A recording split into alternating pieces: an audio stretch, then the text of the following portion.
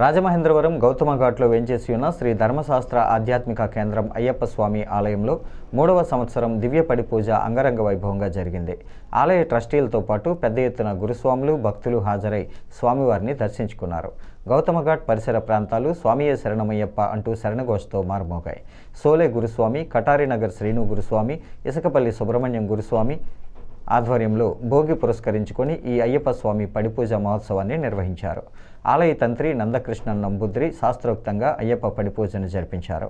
ఆలయాన్ని విద్యుత్ దీపాలు, పుష్పాలతో అందంగా అలంకరించారు.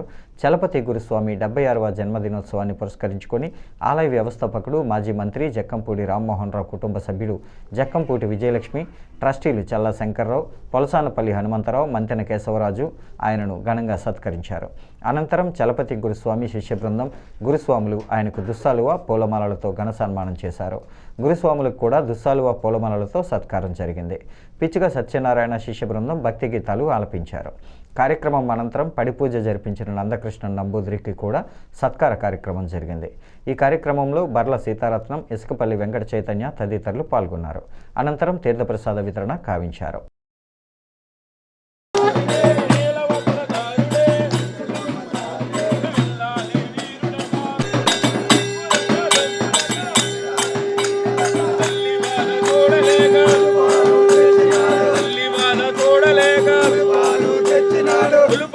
తెచ్చినాడు పులుపాలు తెచ్చినాడు.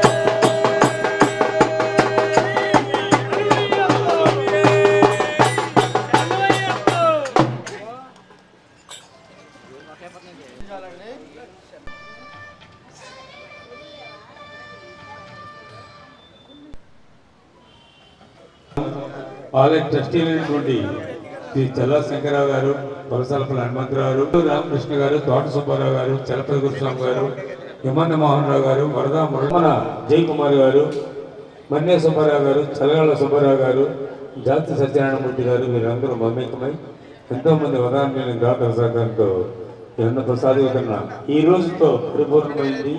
ఈ అన్న ప్రసాద వితరణ ఎంతోమంది సేవకులు ఆ యొక్క సేవని, అమూల్యమైన సేవను వినియోగించారు. వారందరిగా స్వామి చల్లగా చూడాలని కోరుతూ స్వామి శ్రీరామ యొక్క